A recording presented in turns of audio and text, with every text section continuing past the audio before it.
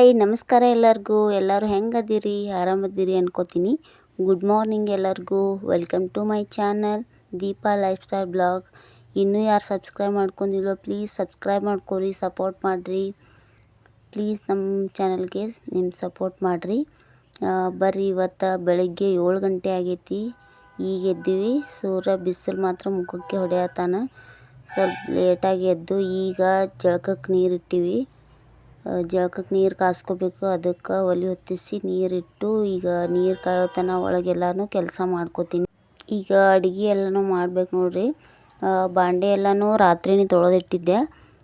ಅದಕ್ಕೆ ಎಲ್ಲ ನೀಟ್ಗೆ ಎಲ್ಲನೂ ಅಡುಗೆ ಮನೆ ಒರೆಸ್ಕೊಂಡು ಮಲ್ಕೊಂಡಿದ್ದೆ. ರಾತ್ರಿ ಮಾಡಿ ಮಲ್ಕೊಂಡ್ರೆ ಸ್ವಲ್ಪ ಮುಂಜಾನೆ ಫ್ರೀ ಅನ್ನಿಸ್ತದೆ. ಈಗಿಲ್ಲ ಅಂದ್ರೆ ಎಲ್ಲ ಹೊಲಸು ಹಂಗೆ ಇಟ್ಕೊಂಡು ಈಗ ಬೆಳಗ್ಗೆ ಲೇಟಾಗಿ ಎದ್ದು ಕ್ಲೀನ್ ಮಾಡೋದಂದ್ರೆ ಭಾಳ ಟೆನ್ಷನ್ ಆಗ್ತದೆ ನೋಡ್ರಿ. ಅದಕ್ಕೆ ಎಲ್ಲ ರಾತ್ರಿನೇ ಕ್ಲೀನ್ ಮಾಡಿ ಇಟ್ಕೊಂಡ್ರೆ ಬೆಳಗ್ಗೆ ಅನುಕೂಲ ಆಗ್ತದೆ.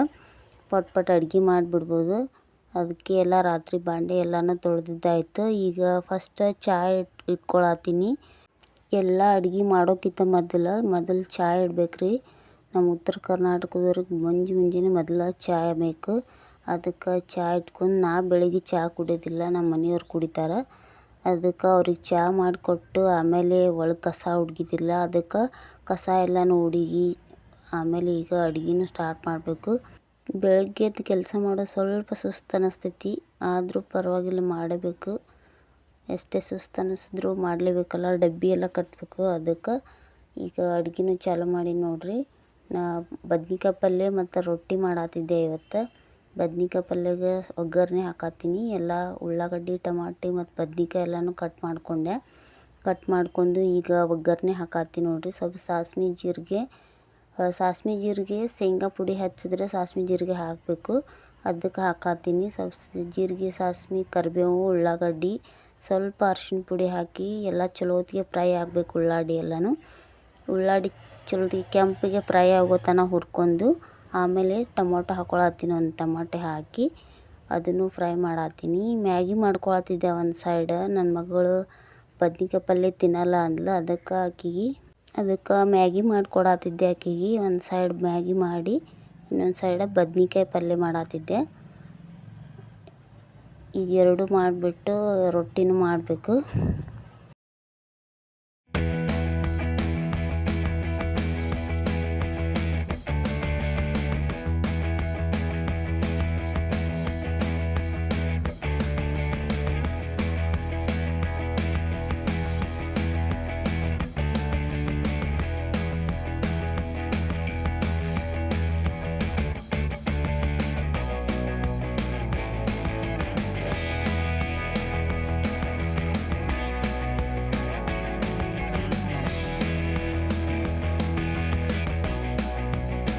ಈಗ ಬದ್ನಿಕಾಯಿ ಕುದಿಯೋಕ್ಕೆಲ್ಲನೂ ಸ್ವಲ್ಪ ನೀರು ಹಾಕಿಬಿಟ್ಟು ಕುದಿಸಿ ಇಡಬೇಕು. ಇದು ಕುದಿಯೋತ್ತು. ನಾನು ಈಗ ಒಂದು ಸೈಡ್ ಇಟ್ಕೋತೀನಿ. ಸ್ವಲ್ಪ ಬದ್ನಿಕಾಯಿ ಕುದ್ಮೇಲೆ ನೀರು ಹಾಕಿ ಸ್ವಲ್ಪ ಕುದ್ಮೇಲೆ ಶೇಂಗಾ ಪುಡಿ ಹಾಕ್ಕೊಳತ್ತೀನಿ.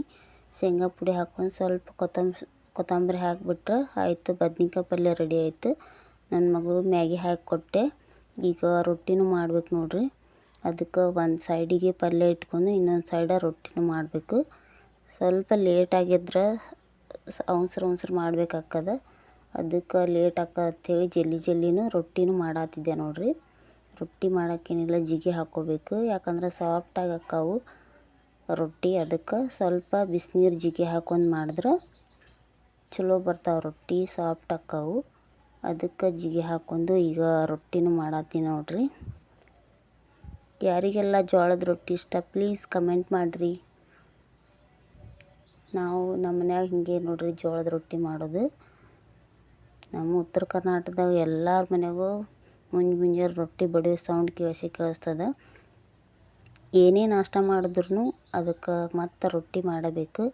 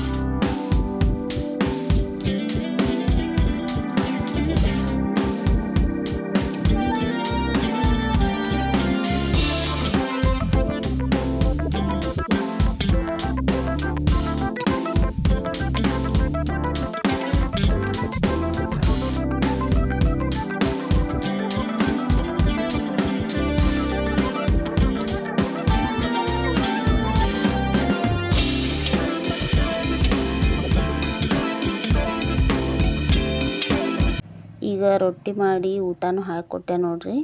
ಬದ್ನಿಕಾಯಿ ಪಲ್ಯ ಮತ್ತು ಮೊಸರು, ರೊಟ್ಟಿ, ಬಿಸಿ ಬಿಸಿ ರೊಟ್ಟಿ ಮಾಡಿ ಊಟಕ್ಕೆಲ್ಲ ಕೊಟ್ಟಿವಿ.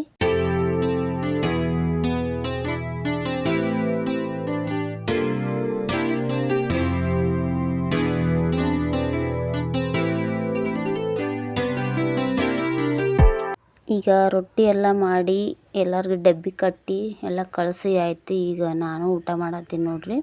ಎಲ್ಲರನ್ನೂ ಕಳಿಸಿ ಎಲ್ಲ ಕೆಲಸ ಆದ್ಮ್ಯಾಗ ಈಗ ಊಟ ಹಾಕ್ಕೊಂಡು ಕೂತೀನಿ. ಈಗ ಊಟ ಮಾಡಬೇಕು. ನಾನು ರೊಟ್ಟಿ ಎಲ್ಲನೂ ಹಾಕ್ಕೊಂಡು ಊಟ ಮಾಡಿ ಮಧ್ಯಾಹ್ನ ಸ್ವಲ್ಪ ಮಲ್ಕೊಂಡಿದ್ದೆ ನೋಡ್ರಿ. ಯಾಕೋ ತಲೆ ನುಸಾತಿತ್ತು. ಅದಕ್ಕೆ ಮಲ್ಕೊಂಡು ಹೇಳಟ್ಲೆ ನಮ್ಮ ಮನೆಯವರು ಬಂದಿದ್ದರು.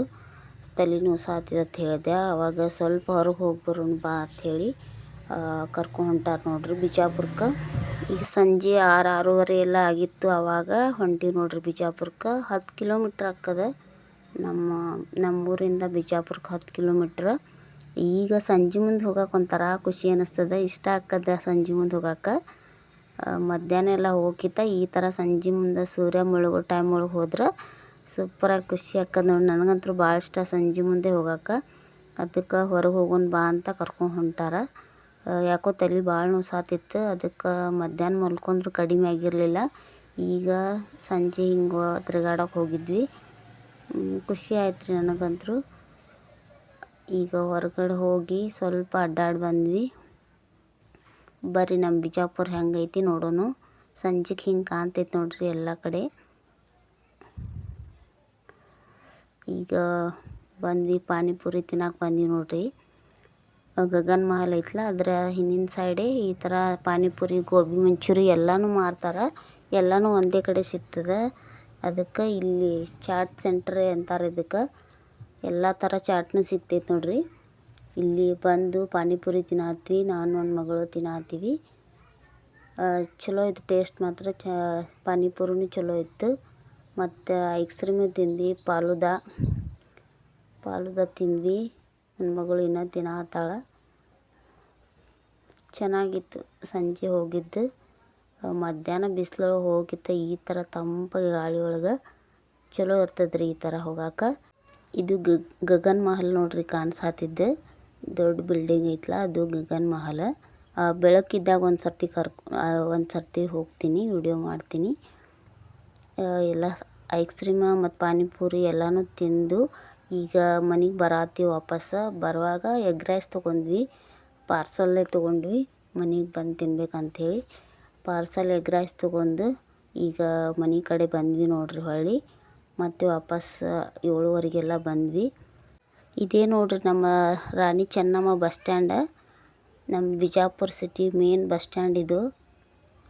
ಈಗ ಇದನ್ನೆಲ್ಲ ಮೂರ್ತಿ ಮಾಡ್ಯಾರ. ಭಾಳ ಚೆಂದ ಆಗೈತಿ. ಇದೇ ನೋಡ್ರಿ ನಮ್ದು ಬಸ್ ಸ್ಟ್ಯಾಂಡ್ ಬಿಜಾಪುರದ್ದು. ಸಂಜೆ ಮುಂದೆ ನೋಡಕ್ಕಂತೂ ಭಾಳ ಚೆಂದ ಇರ್ತೈತಿ. ಆದ್ರೆ ಸ್ವಲ್ಪ ಟ್ರಾಫಿಕ್ ಇರ್ತೈತಿ. ಎಲ್ಲರೂ ಕೆಲಸದಿಂದ ಹೋಗ್ತಿರ್ತಾರಲ್ಲ, ಡ್ಯೂಟಿ ಮುಗಿಸ್ಕೊಂಡೆಲ್ಲ ಹೋಗಾಗ ಸ್ವಲ್ಪ ಟ್ರಾಫಿಕ್ ಇರ್ತದೆ. ಈ ಥರ ಇತ್ತು. ಎಂಜಾಯ್ ಮಾಡ್ಕೊಂಡು ಎಲ್ಲ ತಿನ್ಕೊಂಡು ಪಾರ್ಸಲ್ ತೊಗೊಂಡು ಮನೆಗೆ ಹೊಂಟಿವಿ. ಈ ಥರ ಇತ್ತು ನೋಡ್ರಿ ಇವತ್ತಿನ ನಮ್ಮ ದಿನ. ಪ್ಲೀಸ್ ನಿಮ್ಗೆ ಇಷ್ಟ ಆದ್ರೆ ಪ್ಲೀಸ್ ಲೈಕ್ ಮಾಡಿರಿ, ಶೇರ್ ಮಾಡಿರಿ, ಸಬ್ಸ್ಕ್ರೈಬ್ ಮಾಡ್ಕೊರಿ. ನಮ್ಮ ಚಾನಲ್ಗೆ ಸಪೋರ್ಟ್ ಮಾಡಿರಿ. ಪೂರ್ತಿ ಸಿಟಿ ಈ ಥರ ನೋಡ್ಕೋತಾ ಬಂದ್ವಿ ನೋಡ್ರಿ. ಹೋಗಿ ಬರೋ ಅಷ್ಟರೊಳಗೆ ನನ್ನ ತಲೆನೋವು ಹೋಗಿತ್ತು. ತಲೆನೋವಿಗೆ ಈ ಥರನೂ ಮದ್ದೈತೆ ಅಂತ ಗೊತ್ತಿರಲಿಲ್ಲ. ಹೊರಗಡೆ ಹೋಗಿ ಪಾನಿಪುರಿ ತಿನ್ನೋದ್ರಿಂದ ತಲೆನೋವು ಹೋಯ್ತು ನಂದಂತರೂ. ಈಗ ಪೂರ್ತಿ ವಿಡಿಯೋ ನೋಡಿರಿ, ಪ್ಲೀಸ್ ಸಪೋರ್ಟ್ ಮಾಡಿರಿ. Thank you for watching. ಇನ್ನೂ ವಿಡಿಯೋ ಮುಗಿದಿಲ್ಲ, ಪೂರ್ತಿಯಾಗಿ ನೋಡಿರಿ ನಮ್ಮ ಬಿಜಾಪುರ ಸಿಟಿ ಹೆಂಗೈತತ್ತ. ಬಾಯ್.